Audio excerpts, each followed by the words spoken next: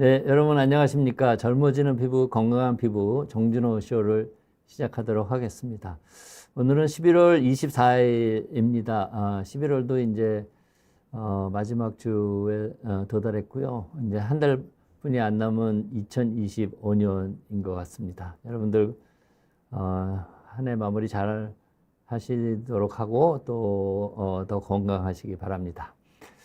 시간이 참 빠른 것 같습니다. 네, 이제 본격적으로 겨울이 시작될 것 같습니다. 겨울이 되면 피부가 건조해지기 쉬운 계절입니다. 왜 피부가 겨울이면 건조해지기 쉽냐? 그거는 우리 대기 중에 있는 습도가 낮기 때문에 피부의 수분을 자꾸 대기가 뺏어갑니다. 여름철에는 대기 중에 수분이 많죠. 그래서 습도가 80%, 90% 이렇게 되지만 겨울철에는 대기 중에 습도가 20% 낮을 때는 그렇게 아주 낮기 때문에 건조한 대기가 피부에 있는 수분을 자꾸 뺏어가기 때문에 피부가 건조해지기 쉬운 계절이니까 더 보습제를 많이 바르셔야 되겠다 이렇게 말씀드리고, 피부가 건조하면은 피부 노화가 진행되고 또 피부가 여러 가지 염증성 사이토카인을 내기 때문에 우리 인체의 노화도 증가하게 됩니다. 그리고 그 염증성 사이토카인이 뇌로 들어가서 우리의 기억력과 인지 기능도 나빠지게 한다, 이런 얘기를 제가 여러 번 드렸으니까 항상 피부가 건조하지 않도록 보습제를 잘 바르시기 바랍니다.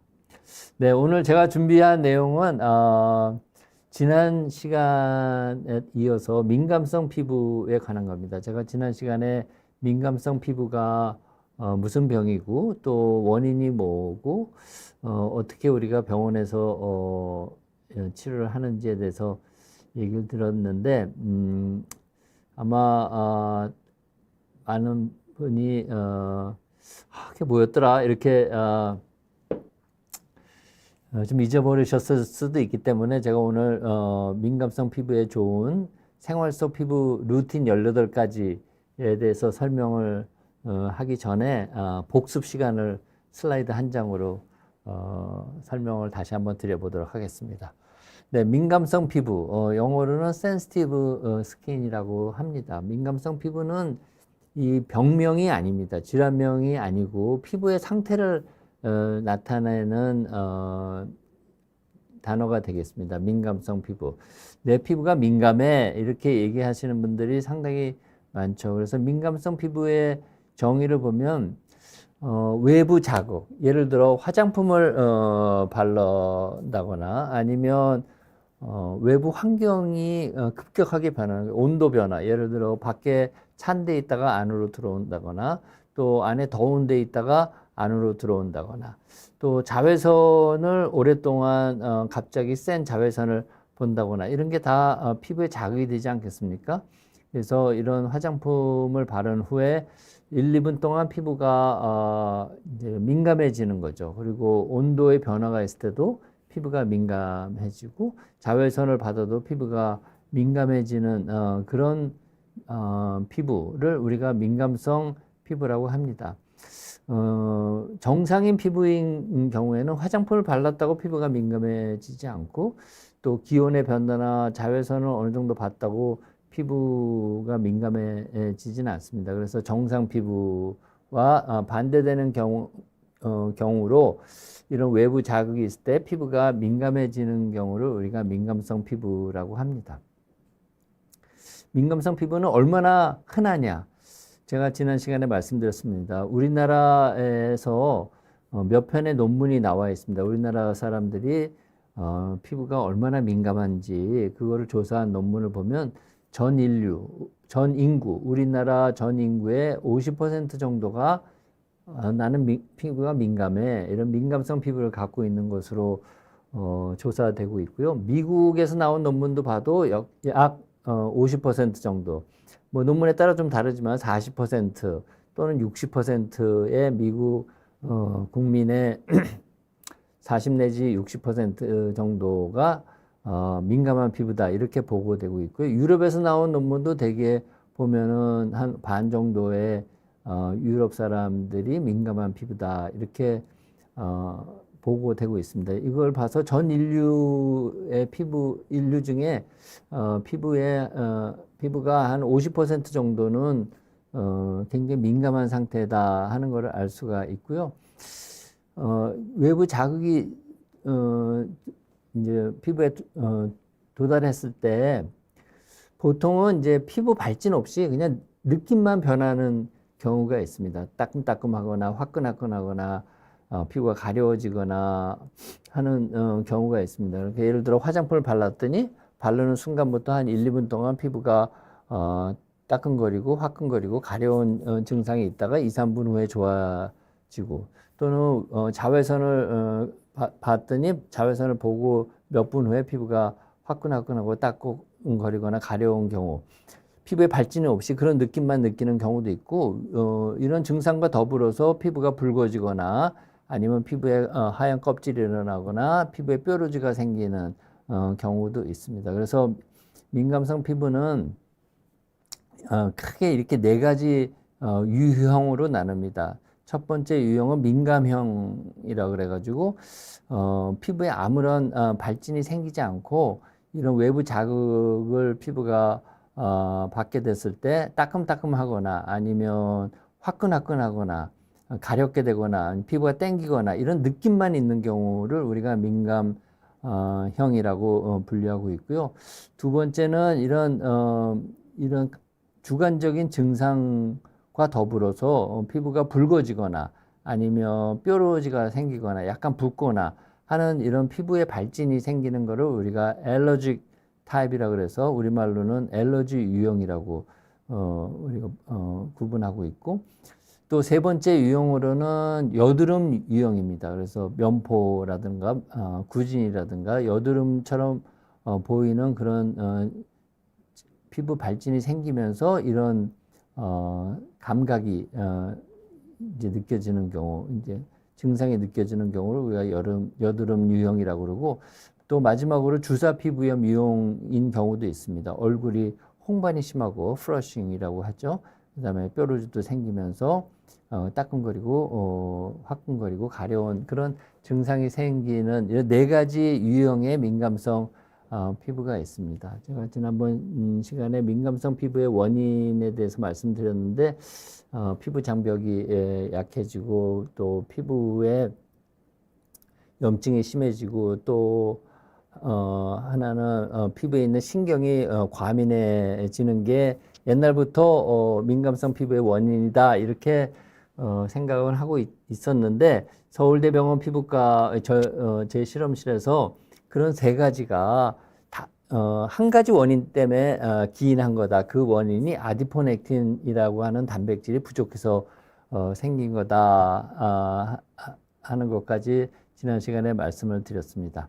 그래서 오늘은 이런 민감성 피부, 제가 지금까지 설명드리고 지난 시간에 설명드린 민감성 피부, 우리나라 사람의 50%가 피부가 민감한 상태입니다. 그런 민감성 피부를 가진 사람들이 그런 민감성 피부의 증상을 느끼지 않고 항상 좋은 상태로 피부를 유지하기 위해서 우리가 매일매일 생활하는 생활 속에서 뭘 하면 어떻게 하면 좋을지 그 생활 속의 피부 루틴 18가지를 제가 간략하게 설명을 해드리려고 합니다.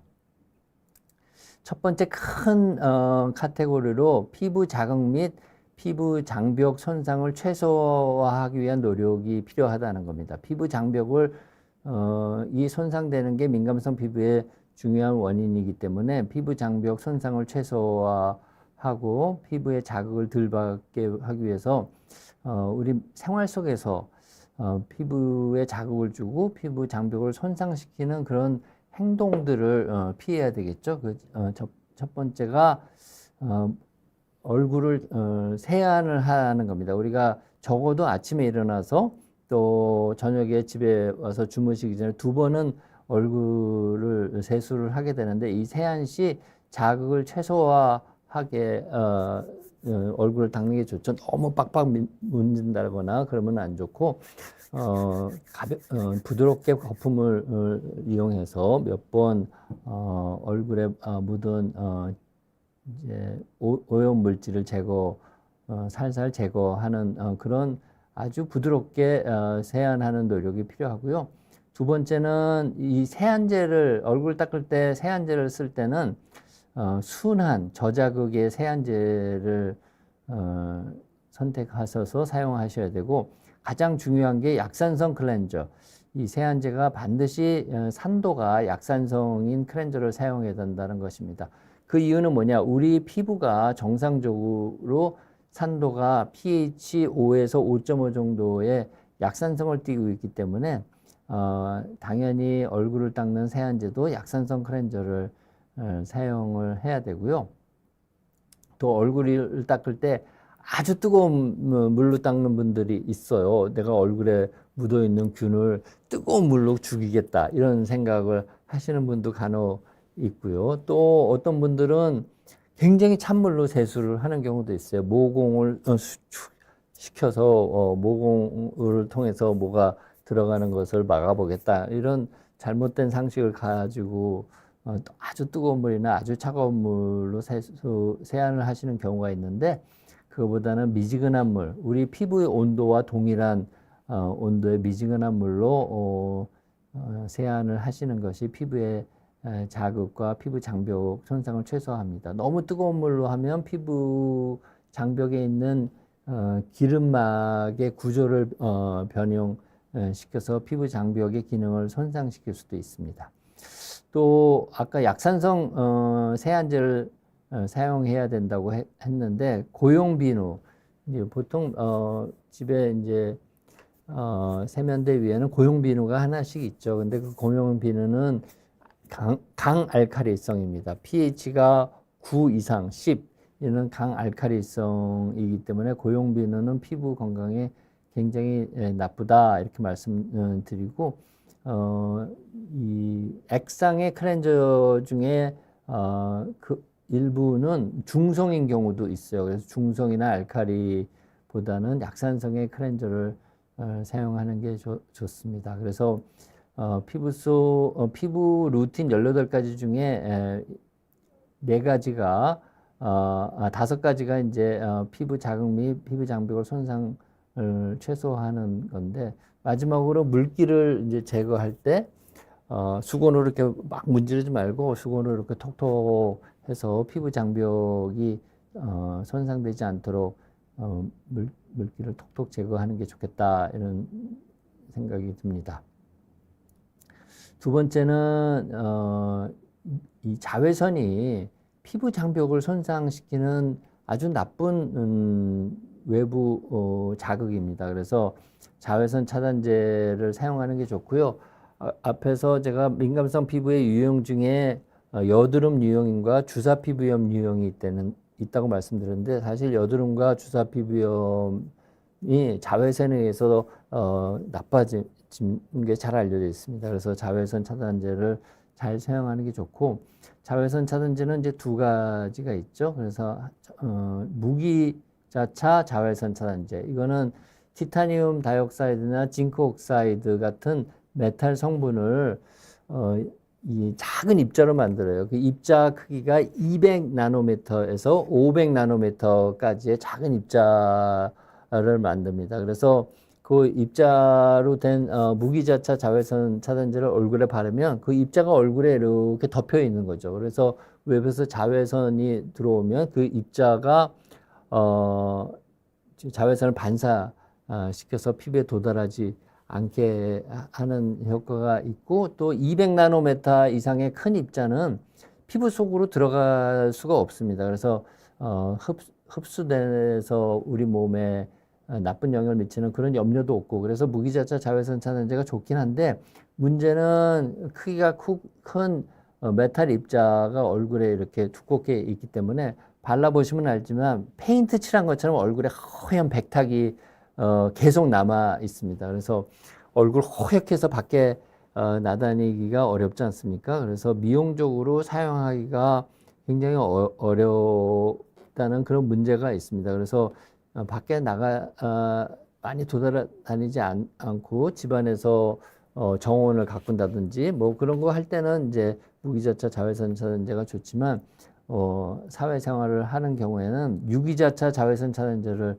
바르실 수밖에 없고 순하고 항산화 효과, 항암 효과가 있는 그런 성분이 들어가 있는 자외선 차단제를 선택하셔서 습관적으로 사용하시는 게 좋다 이렇게 말씀을 드립니다. 그래서 자외선 차단제를 꼭 사용하셔야 되고 그 다음에 이제 보습 크림을 꼭 바르셔야 됩니다. 특히 피부 장벽을 개선시키는 보습 크림을 잘 바르는 거를 이제 피부를 위한 루틴에서 생활 속에서 매일매일 실행에 옮기시는 게 좋고요. 그 다음에 보습 크림은 선택할 때 그 성분이 뭐가 들어가 있는지가 굉장히 중요합니다. 그래서 콜레스테롤, 세라마이드, 지방산, 콜세지라고 하는 건데 콜레스테롤, 세라마이드, 지방산이 실제로 우리 사람의 피부 장벽을 구성하는 기름막입니다. 그 콜레스테롤 한 분자, 세라마이드 한 분자, 그리고 지방산 한 분자의 비율로 1대 1대 1의 구성 비로 피부에 존재를 하고 있습니다. 그래서 보습 크림도 이제 구입하실 때 콜레스테롤, 세라마이드, 지방산이 1대 1대 1의 비율로 들어가 있는지 확인해서 구입하시는 게 좋고요. 또 피부 장벽의 중요한 성분이 당 성분입니다. 특히 우리의 혈액형을 결정하는 그 당 성분과 동일한 당 성분. 그래서 우리가 ABO 혈액형이라고도 하고 O형을 H형이라고 부르기 때문에 ABH 혈액형 당 성분 또는 ABO 혈액형 당 성분 같은 말입니다. 이런 혈액형을 결정하는 당 성분이 적혈구에만 있는 게 아니고 피부 장벽에도 존재하고 그 피부 장벽에 존재한 혈액형 당 성분이 피부 장벽 기능 유지에 굉장히 중요하다 하는 그런 과학적인 근거를 서울대병원 피부과에서 발견을 했습니다. 그래서 보습제를 선택할 때 이 ABO 혈액형 또는 ABH 혈액형 당 성분을 증가시키는 그런 유해 성분이 들어가 있는 그런 보습 크림을 선택하시는 게 좋고요. 보습 크림도 역시 세안제와 마찬가지로 약산성 보습제를 선택하시는 게 좋습니다. 그래서 보습 크림을 잘 바르는 다에 속하는 4가지 피부 루틴을 제가 설명을 드렸습니다. 그래서 매일매일 해야 되는 거죠. 그 다음에 좋은 생활 습관과 좋은 생활 환경을 유지하는 것이 민감성 피부의 증상을 줄이는 데 굉장히 도움이 됩니다. 그래서 첫 번째는 잠을 잘 자는 겁니다. 숙면을 하면 피부 장벽도 망가진 것이 주무시는 동안 재생이 잘 되고요.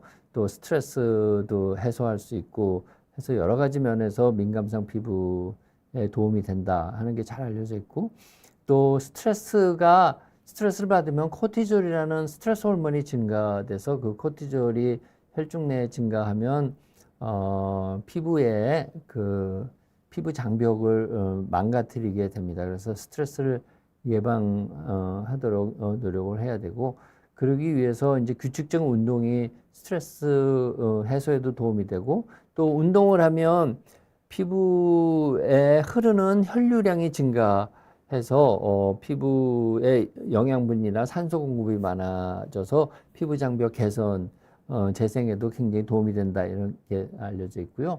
또 명상 하루에 5분 내지 10분 모든 잡생각을 잊어버리는 그런 명상을 하는 것이 피부 건강에도 굉장히 좋다 이런 것이 잘 알려져 있습니다.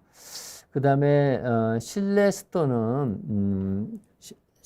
너무 낮으면 피부가 빨리 건조하게 됩니다. 그래서 겨울철에 아주 건조한 방에서는 빨래가 잘 마르지 않습니까? 똑같아요. 아주 건조한 이런 실내에서 생활을 하다 보면 피부가 금방 건조해지기 때문에 실내 습도를 적절하게 유지하는 게 좋습니다. 그러기 위해서는 가습기도 틀어놔야 되고 또 빨래도 이렇게 빨래거리에 말고 하고 또 화분을 키운다든지 그런 노력이 필요하고 제일 피부와 건강에 좋은 습도는 40에서 60% 정도다 이렇게 알려져 있습니다. 그리고 실내 온도도 너무 더우면 피부가 대기가 더 건조해지고 대기가 더 건조해지면 피부가 더 빨리 건조해질 수 있기 때문에 실내 온도를 적정하게 유지하는 게 좋은데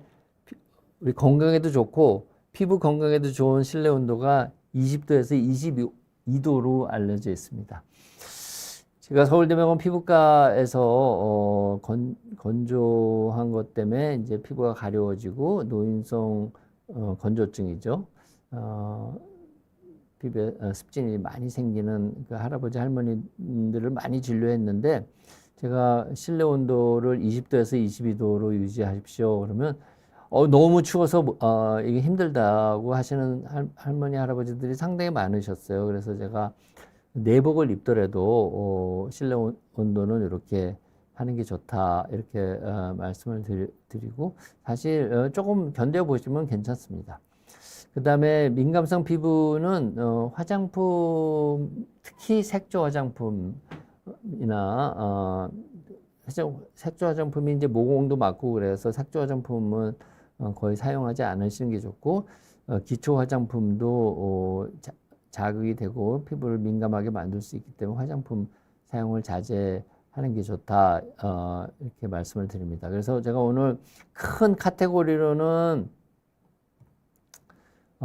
피부 자극 및 피부 장벽 손상을 최소화하고 자외선 차단을 잘 하고 또 보습 크림을 잘 바르고 좋은 생활 습관과 환경을 유지하는 큰 카테고리 4가지의 생활 속 피부 루틴에 대해 설명을 드렸고 세부적으로 들어가면 18가지의 생활 속에서 우리가 꼭 지켜야 될 피부 루틴에 대해 설명을 드렸습니다.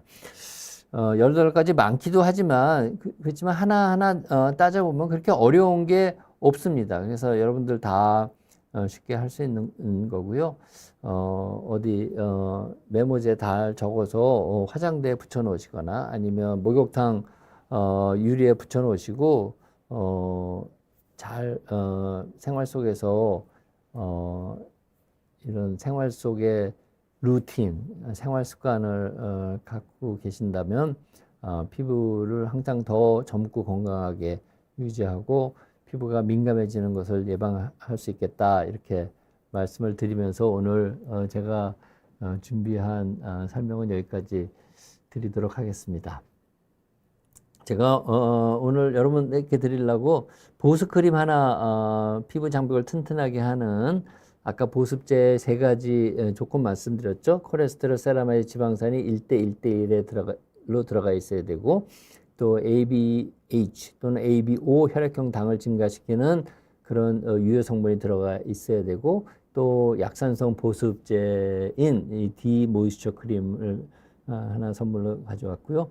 또 얼굴을 세안할 때 제가 약산성 클렌저를 사용하는 게 좋고 또 순한 무자극의 클렌저를 사용하는 게 좋은데 제가 만든 pH 컨트롤 클렌징 젤 하나 가져왔으니까 여러분들 한번 사용해 보시고 요거는 여드름이 있는 피부에 사용하면 좋다. 그래서 여드름성 피부 사용 적합 테스트를 통과한 화장품입니다. 그래서 여드름이 심하게 있는 경우에도 피부 장벽을 튼튼하게 하기 위해서 보습크림을 발라야 되기 때문에 이 트러블 키트 안에는 얼굴에 피부 장벽을 튼튼하게 할 수 있는 보습 에센스 크림과 여드름에 이렇게 찍으면 여드름의 원인 4가지를 억제해서 여드름도 좋게 하는 그런 스파 크림까지 같이 들어가 있는 트러블 키트 이렇게 3가지 선물로 가져왔으니까 오늘 여러분들 질문해 주신 분 중에서 선정해서 3분에게 드리도록 하겠습니다. 네, 그러면 여러분들의 질문을 받아보도록 하겠습니다. 세상만사님입니다. 교수님 피부에 관심이 많습니다.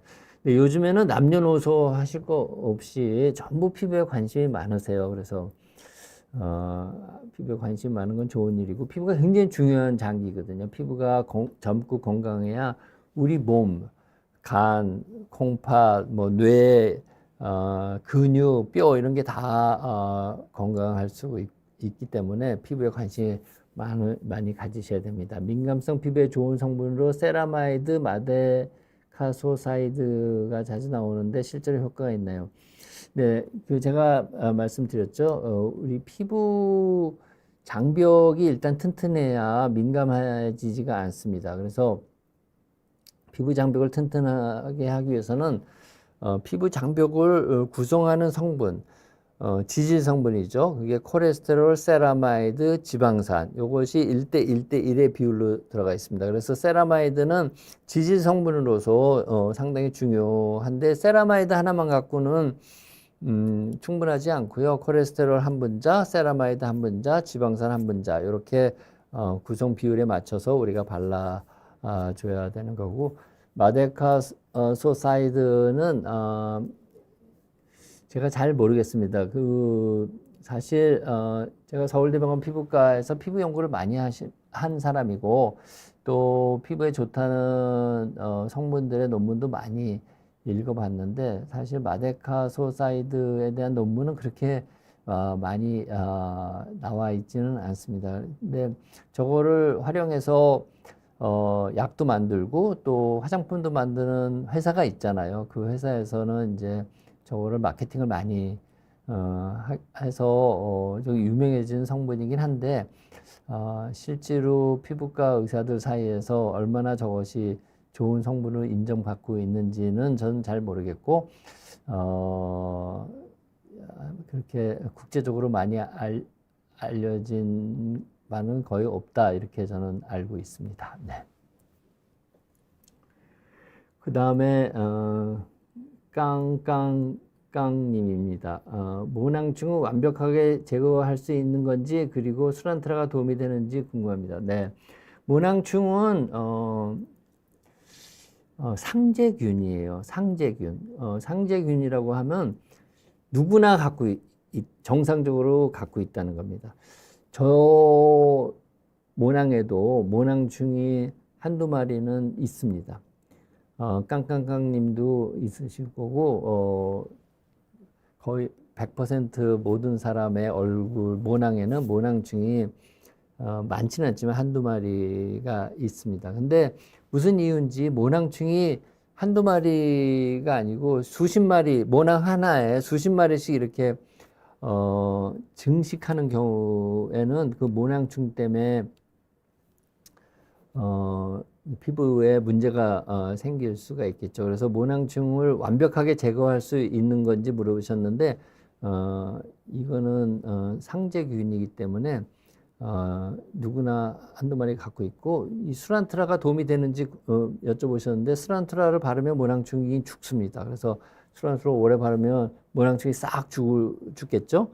그러면 완벽하게 제거되겠지만 그래도 살다 보면 또 모낭충이 다른 사람 얼굴에 있던 것이 옮겨올 수도 있고 하기 때문에 다시 모낭충이 우리 피부에 기생할 수 있다 이렇게 알고 있습니다. 그래서 모낭충을 완벽하게 제거할 필요도 없고 누구나 갖고 있는 상재균이다. 그게 한두 마리 있어가지고는 우리 건강이나 피부에 큰 문제를 유발하지는 않습니다. 근데 무슨 이유인지 모낭충이 굉장히 증식이 할 경우에는 수란트라 약을 바르면은 이제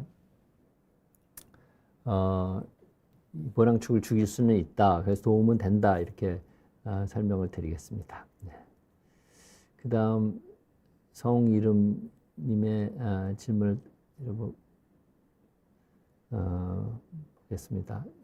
교수님, 저녁 세안 후 트러블 키트 에센스 스파 사용 후 수란트라 바르면 나을지 수란트라를 먼저 바르고 트러블 키트를 쓰는 게 나을지 궁금합니다. 네, 왜 수란트라를 바르시는지는 잘 모르겠습니다만 만일 주사 피부염이 있어서 바르시는 거라면은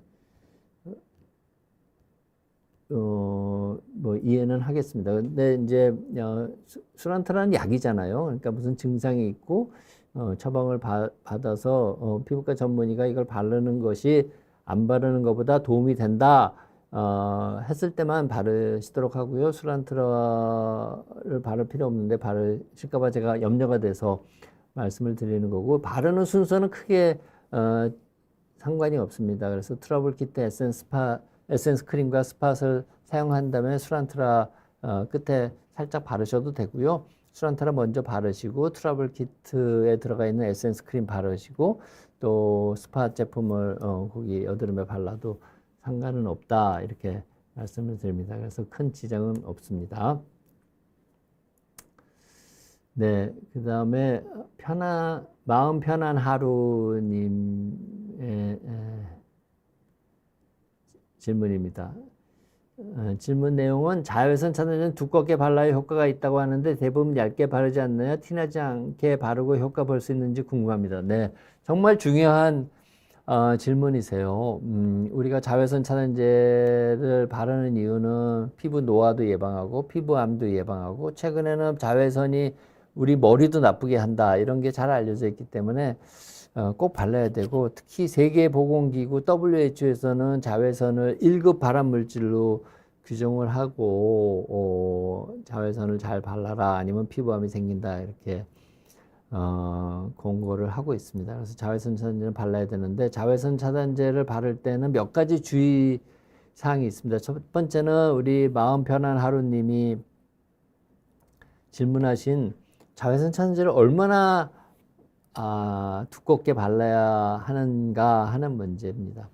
그래서 자외선 차단제를 보시면 거기 효능이 나타난 숫자들이 있어요. 예를 들어 SPF, Sunburn Protection Factor, SPF가 50 플러스 이렇게 돼 있죠. 그래서 이 자외선 차단제는 선번을, 그러니까 화상을 예방하는 효과가 50 플러스다, 이런 표시입니다. SPF는 자외선 B를 차단하는 효과고요. 또 자세히 보시면 PA라고 있어요. Protection of UVA입니다. 그래서 자외선 A를 차단하는 효과 PA가 거긴 플러스 표시가 있는데 3개, 3 플러스가 있는 경우가 있고 4 플러스 4개가 있는 경우가 있습니다. 그래서 그건 자외선 A를 차단하는 효과가인데, 다 SPF 50 이상, PA3 플러스 이상의 자외선 차단제를 선택해서 바르시면 되는데, 그 자외선 차단제 그 SPF나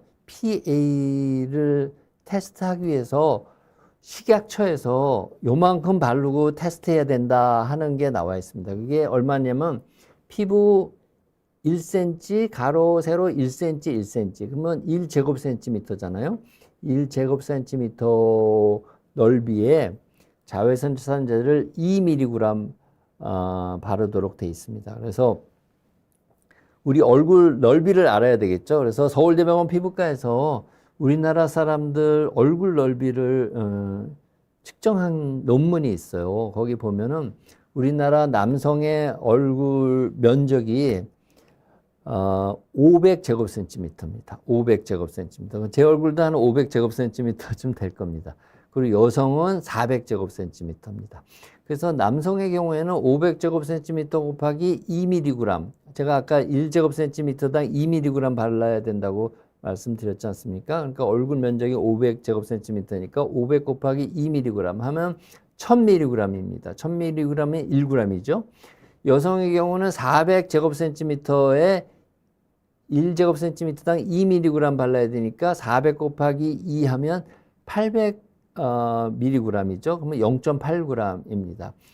그래서 그렇게 발라야 거기 자외선 차단제 그 용기에 적혀 있는 SPF 50 플러스 또는 PA 3 플러스 그 효과를 볼 수 있는 겁니다.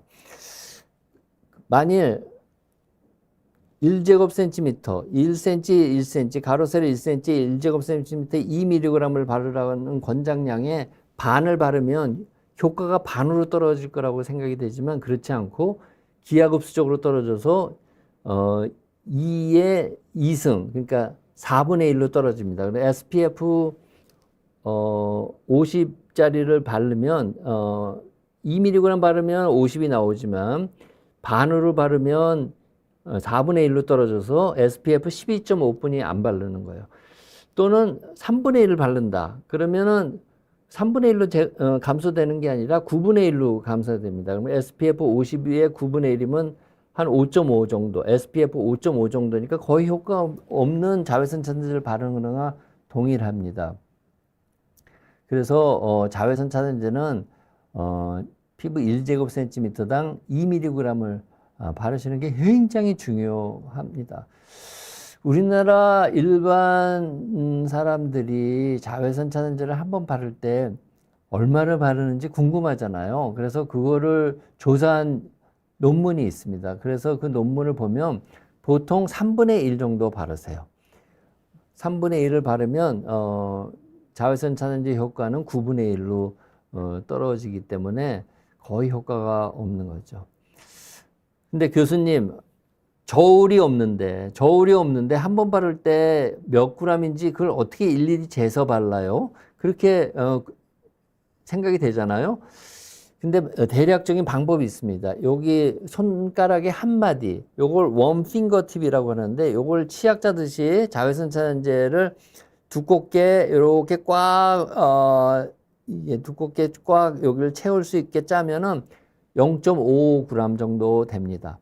그래서 두 마디, 요 두 마디를 치약처럼 꽉 짜가지고 요거를 자외선 차단제를 쫙 짜서 얼굴에 바르면 1g 정도 바르시는 거 됩니다. 그래서 자외선 차단제를 바를 때는 1g을 남자의 경우는 1g, 여자의 경우에는 0.8g을 발라야 되기 때문에 두 마디를 두껍게 꽉 이렇게 치약 짜듯이 짜가지고 얼굴 전체에 바르시면 식약처에서 권장하는 양만큼 바르시는 거다 이렇게 말씀드리고 있을 수 있고요. 첫 번째는 바르는 양이 그렇게 중요하고 두 번째는 바르는 횟수가 중요합니다. 자외선 차단제를 한번 바르고 2시간이 지나면은 자외선 차단제가 2시간 동안 자외선을 열심히 흡수하고 나서 그 자외선을 흡수하는 성분들의 구조가 화학적 구조가 변화해서 더 이상 흡수하지 않게 그 효과가 흡수 효과가 떨어지고요. 또는 자외선을 이렇게 바르고 2시간 동안 생활하다 보면 땀에 의해서 닦여 나가죠. 뭐 손에 이렇게 문지르면서 닦여 나가죠. 하기 때문에 2시간마다 더 바르는 게 좋다. 이런 것이 식약처의 권장사항입니다. 그래서 바르는 건 충분히 바르셔야 되고 또 바르는 횟수도 2시간마다 덧발라야 된다. 이렇게 말씀을 드리겠습니다. 마음 편한 하루님 좋은 질문 해주셨기 때문에 제가 요거 ABH 플러스 스누큐어 pH 컨트롤 클렌징 젤입니다. 약산성 클렌저고 거품을 잘 내서 얼굴을 닦으면 자외선 차단제도 깔끔히 닦아낼 수 있습니다. 그래서 한번 사용해 보시고 이거를 어떻게 받으실 수 있는지는 우리 PD님이 연락을 드릴 거라고 생각합니다. 네, 그럼 세상만사님 질문을 받아볼까요? 네, 먹는 영양제나 음식으로 민감성 피부에 도움이 될 만한 게 있을까요? 네, 네, 제가 알기로는 이제 먹는 영양제나 음식으로 민감성 피부에 도움이 되기는 좀 어렵습니다. 그래서 우리가 뭘 먹어가지고 그 성분이 이제 피부에 가서 좋은 역할을 하기까지는 이제 이 장애물이 많아요. 이렇게 위산에 파괴되지 않아야죠. 그리고 장에서 잘 흡수가 돼야죠. 흡수된 다음에 간에 가서 대사가 되지 않아야죠. 또 혈액을 타서 충분한 농도가 피에 도달해서 또 어떤 역할을 해야 되는데 그게 쉽지는 않습니다. 그리고 민감성 피부라는 거는 피부 장벽이 많이 망가져서 일어나는 일이기 때문에 먹는 것보다는 발라서 이 도움을 주는 게 좋습니다. 피부 장벽을 튼튼하게 할 수 있는 보습 크림을 많이 바르시는 게 좋고요. 또 피부를 민감하게 만드는 외부 자극을 가능하면 피하시는 게 좋고 또 피부 장벽을 망가뜨리는 외부 자극, 자외선 차단제, 자외선 같은 거를 막기 위한 자외선 차단제를 잘 바르시는 게 좋고, 또 피부 장벽은 너무나 이 깨끗이 닦으면 피부 장벽에 있는 기름이 잘 소실되고 또 각질층도 많이 파괴되기 때문에 너무 피부를 깨끗이 닦는 거 이런 것이 별로 도움이 피부 장벽 민감성 피부에 도움이 되지 않습니다. 그래서 목욕이나 세안도 아주 간단하게 하는 그런 바르는 거, 또 외부 자극을 피하는 거, 그리고 피부 장벽을 손상시킬 수 있는 생활 습관을 피하는 거, 이런 것이 도움이 더 되고, 먹는 영양제나 음식으로 민감성 피부에 도움이 될 만한 거는 딱 떠오르는 게 없네요. 네. 네, 우리 세상만사님께 제가 이 디모이스처 크림 하나 선물로 드리도록 하겠습니다. 요거가 이제 피부 장벽을 튼튼하게 하는 보습 크림이기 때문에 한번 발라 보시기 바랍니다. 제가 서울대병원 피부과 실험실에서 피부 장벽을 10년, 20년 동안 연구한 결과를 총망라해서 제 지식을 총동원해서 만든 보습 크림이기 때문에 아마 효과도 좋고 만족하실 거라고 생각합니다. 네, 그 다음에 여름나기중님, 가습기나 온도 조절도 피부 민감도에 영향을 주나요? 네, 아까 제가 강의 시간에 말씀드렸는데 피부에 도움이 되는 실내 습도가 얼마라고 말씀드렸죠? 실내 습도가 습도계를 실내에 꼭 두시고 한번 매일매일 재보시는 게 좋고요. 실내 습도가 40% 내지 60%를 유지하는 것이 건강에도 좋고 피부에도 좋습니다. 실내 온도는 제가 몇 도일 때 좋다고 말씀드렸죠? 실내 온도 20도에서 22도, 섭씨 20도에서 22도로 유지하는 게 좋습니다. 그래서 여름철에는 좀 약간 추운 온도고, 겨울철에는 좀 추운 온도고, 여름철에도 너무 선선한 온도이긴 한데, 그 온도에서, 피부 건강뿐만 아니라 인체 건강에도 도움이 되는, 생활 환경이다. 이렇게 말씀을 드리겠습니다. 네. 네, 포리사랑님, 네. 안녕하세요. 지루성 피부염. 이건 완전 완치가 없는 건가요? 네. 굉장히 좋은 질문이세요. 지루성 피부염은 굉장히 흔합니다. 저도 약간의 지루성 피부염 그런 경향이 있습니다. 지금은 거의 없는데 제가 젊은 의사일 때는 환자를 많이 보고 피곤하면 얼굴에 지루성 피부염 습진이 생겼거든요.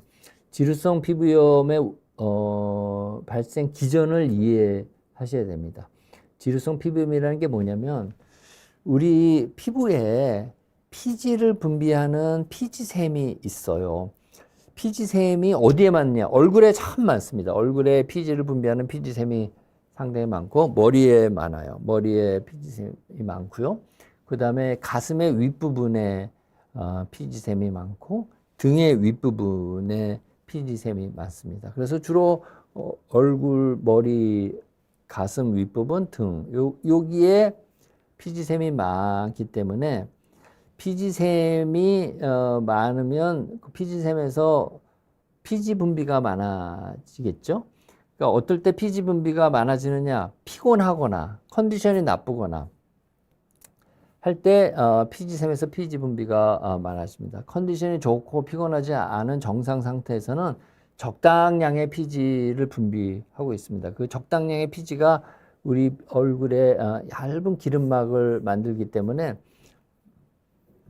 피부가 땡기지 않고 건조해지지 않고 굉장히 좋은 생활하기에 편한 상태를 유지하는데 피곤하거나 컨디션이 나쁘거나 또 피부의 온도가 올라가거나 여름철에 피부 온도가 올라가거나 1도 피부 온도가 올라가면 피지 분비가 10% 정도 증가됩니다. 그렇게 되면 피지 분비가 많아지니까 피곤하거나 여름철에는 얼굴에 피지 분비가 많으신 분이 있어요. 막 개기름이 흐를 정도로.